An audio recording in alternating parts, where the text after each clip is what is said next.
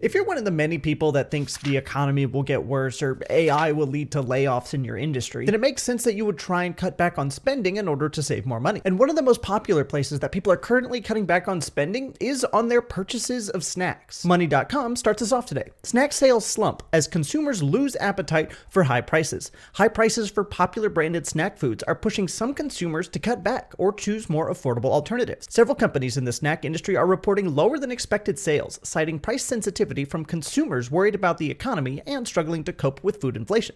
Prices for snacks are up 22% since February of 2020, which is basically on par with food at home inflation, according to the Consumer Price Index. Snacking is, to an extent, a luxury. And I don't mean luxury as in it's just for the rich, but basically it's an entirely useless activity outside of just pleasure. Snacks essentially have no nutritional value, they're not particularly filling, and also now they're pretty expensive. It's like the trifecta of not worth it. So it's no wonder when things start to get tight or where people start to become uncertain about what the future is going to look like, that they would almost entirely forego this entire optional food category. The article goes on and gives us some more specifics. On Wednesday, General Mills reported a quote slowdown in snacking categories including bars, fruit snacks, and salty snacks. General Mills, which makes some of the most popular cereals such as Cheerios, as well as the Nature Valley granola bars and fruit roll-ups, said the trends in snacking impacted the company's performance for the most recent quarter. Asked if the troubles in snack food sales could be a result of GLP-1 weight loss drugs such as Wegovy, and also Ozempic I think is the most popular one,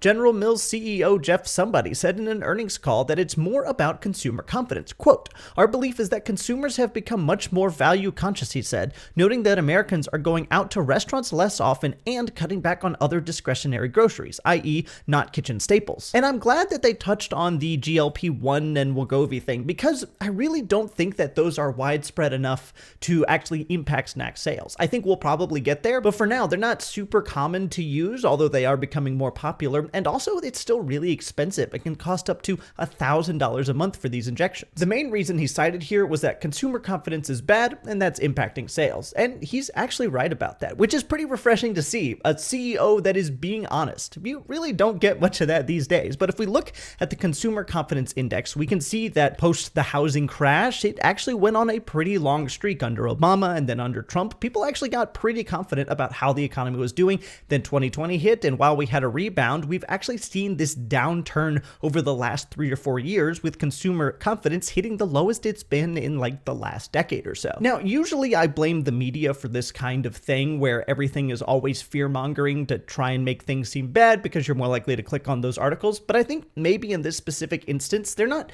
necessarily wrong to be cautious. Not that anyone should be panicking, but it is a good idea to be aware that things are getting more expensive and the future is somewhat uncertain. You can see that in some things like this. The core inflation came out for May. This was released yesterday. Core inflation rate rose to 2.7% in May, more than expected, Fed's preferred gauge shows. The Personal Consumption Expenditures Price Index, the Fed's primary inflation reading, rose a seasonally adjusted 0.1% for the month, putting the annual inflation rate at 2.3%. Excluding food and energy, which is pretty common because of how volatile those are, you don't want to look at those month to month. Rather, it's better to look at them year to year or 5 years to 5 years, decade to decade, so on and so forth. Core PCE posted respective readings of 0.2% and 2.7%, compared with estimates for 0.1% and 2.6%. Consumer spending and income showed further signs of weakening. Spending fell 0.1% for the month, while personal income declined 0.4%. Now, this could be a trend or it could be a hiccup. And absolutely, again, I want to reiterate that it's not worth panicking, but it is worth being prepared, which it does seem like consumers are. They are seeing data like this, they are experiencing it in their day-to-day lives, and they are choosing to act because of it. Now, the General Mills CEO also said that people are cutting back on restaurant spending, and that's also correct. And this caught me off guard because I don't think I've seen a big company CEO say two honest things in a row without a lie in there somewhere. We truly do live in unprecedented times. And Fox talks more specifically about this restaurant cutback. Consumer confidence has fallen to its lowest point in 5 years as Americans grapple with economic uncertainty, persistent inflation, and concerns about tariffs. One area where consumers are notably cutting back is restaurant spending, according to a new report. Americans plan to dine out less this summer. KPMG's Consumer Pulse Summer 2025 reveals Americans plan to spend 7% less each month on restaurants this summer compared to their usual habits. More than 2/3 of Americans report eating more meals at home now, with most citing saving money as their primary motivation. People are interested in saving money, which is pretty common when you expect or are seeing an economic downturn. You never know what might happen. happen, so it's good to have a few extra reserves. And because restaurant eating and spending on restaurants has become so expensive, it makes sense that this would be where they're choosing to cut back. And to the credit of Americans, it's not just people saying that they would like to cut back, they actually are saving more, saving rates. This is from Vanguard, and every year they release a report about how people are saving and investing and what that whole landscape is looking like. The average deferral rate was 7.7% in 2024, an all-time high, and a deferral rate is just essentially a saving rate in a savings account or 401k.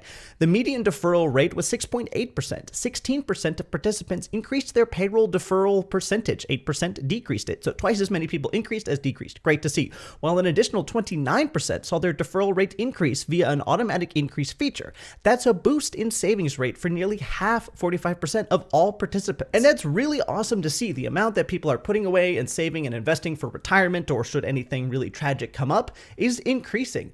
But do you know how bad things have to be for Americans to start saving money? I don't want to get into specifically why this is, but Americans absolutely hate saving money. 25% of Americans have less than $1,000 in their bank account. 59% of Americans wouldn't be able to afford a $1,000 emergency, and 42% of Americans couldn't afford any emergency at all, meaning that if something happens, then they have to take out loans to cover it, and that locks them into a debt cycle, most likely with really high interest rates that will take them years to try and get out of. If Americans are suddenly worried enough to start increasing investments and savings, that means that they're really worried. Still plenty to talk about, but before we do, if you like this kind of video, I post 1 or 2 times a week, and I'd love a subscription. The article then goes into specifics about what companies are feeling the strains and struggles of Americans cutting back on snack food spending.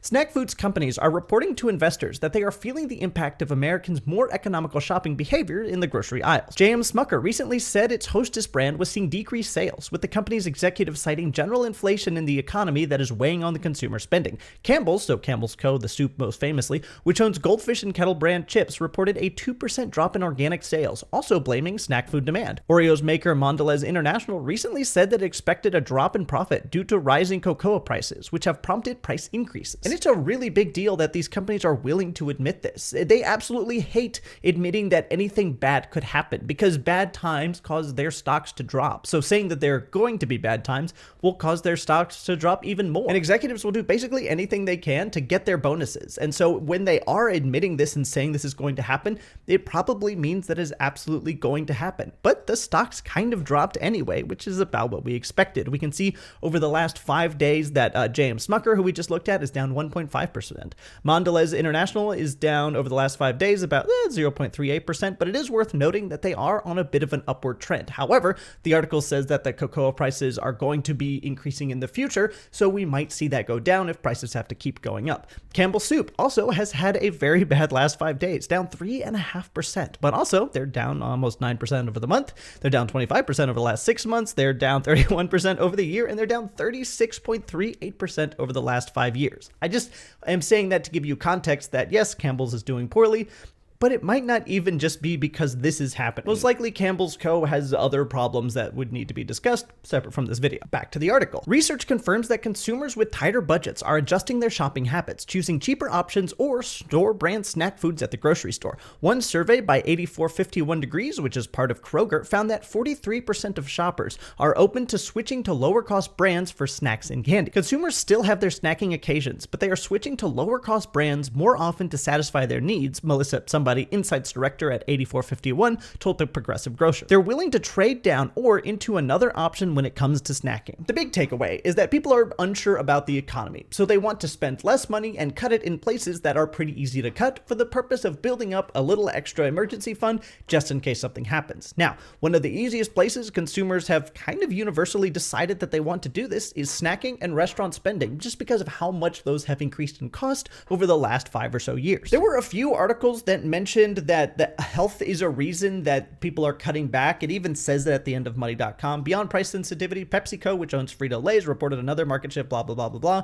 The main reason is health. But I actually don't think that's true. Americans have eaten unhealthy foods in huge, vast quantities for as long as we have had unhealthy foods. I don't think suddenly 2025 is the year that everything changes there. I think people just want to have more money to be safe in case something goes bad. And so to do that, they're cutting back on snacks. Thanks for watching.